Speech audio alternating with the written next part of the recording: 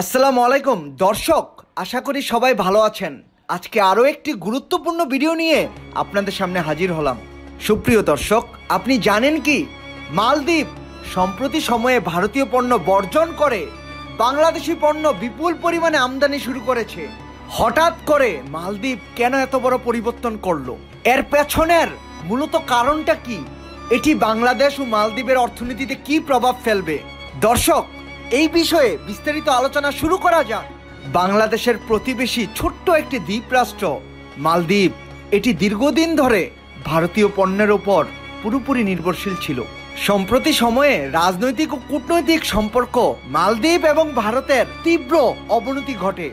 এরপরেও মালদ্বীপ পুরোপুরি ভারতীয় পণ্য বয়কট করতে পারছিল না।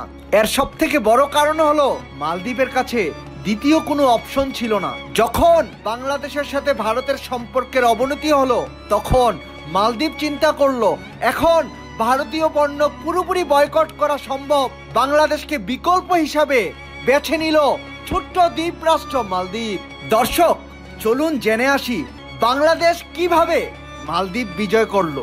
যেখানে মালদ্বীপ ভারতীয় পণ্য এড়িয়ে যাচ্ছে, ভারতীয় পণ্যকে তীব্রভাবে বয়কট বর্জন করা শুরু করলো, সেখানেই বাংলাদেশ বাংলাদেশি পণ্য, বাংলাদেশি সকল ধরনের সুযোগ সুবিধা শক্তিশালী বিকল্প হয়ে মালদ্বীপের সামনে ভেসে উঠল। আর দেখুন, মালদ্বীপ বর্তমানে বাংলাদেশের তৈরি পোশাক, কৃষি পণ্য ও সামুদ্রিক খাদ্য সহ বিভিন্ন ইলেকট্রনিক পণ্য বাংলাদেশ থেকে বিপুল পরিমাণে আমদানি শুরু করেছে। দর্শক, আপনি জানেন কি মালদ্বীপের সাধারণ মানুষ বাংলাদেশি পণ্যকে ব্যবহার করে কি বলছে? তারা বলছে বাংলাদেশি পণ্যের গুণগত মান অত্যন্ত উন্নত মানের এবং এটি কম খরচে পাওয়া যাচ্ছে। ভারতীয় পণ্য থেকে বাংলাদেশি পণ্যকে মালদ্বীপের মানুষ বেশি ব্যবহার ও ক্রয়ের জন্য উৎসাহিত হয়ে উঠছে। বাংলাদেশ ও মালদ্বীপের রয়েছে দীর্ঘদিনের বন্ধুত্বপূর্ণ সম্পর্ক, আর বাংলাদেশি পণ্য ব্যবহার করে মালদ্বীপের মানুষ অত্যন্ত খুশি, কারণ বাংলাদেশি পণ্যের গুণগত মান অত্যন্ত ভালো। বাংলাদেশের তৈরি পোশাক, খাদ্য সামগ্রী যেমন চাউল, ডাল ও মাছ, প্লাস্টিক ও গৃহস্থলী সামগ্রী, নির্মাণ সামগ্রী যেমন রড, সিমেন্ট এবং অন্যান্য ইলেকট্রনিক্স পণ্যগুলো মালদ্বীপের বাজারে তরতর করে তাদের ব্যবসা বাণিজ্য বৃদ্ধি করে চলছে। বাংলাদেশের তৈরি পোশাকগুলো বিশ্ববিখ্যাত হওয়ায় মালদ্বীপের ট্যুরিজম শিল্পে এটি একটি কার্যকরী ভূমিকা পালন করছে। মালদ্বীপের ট্যুরিস্টরা বিভিন্ন দেশ থেকে এসে বাংলাদেশি পণ্য বিপুল পরিমাণে ক্রয় করছেন, আর বাংলাদেশের খাদ্য সামগ্রীগুলো মালদ্বীপের রেস্টুরেন্ট ও স্থানীয় বাজারে উচ্চ চাহিদায় বিক্রি হচ্ছে।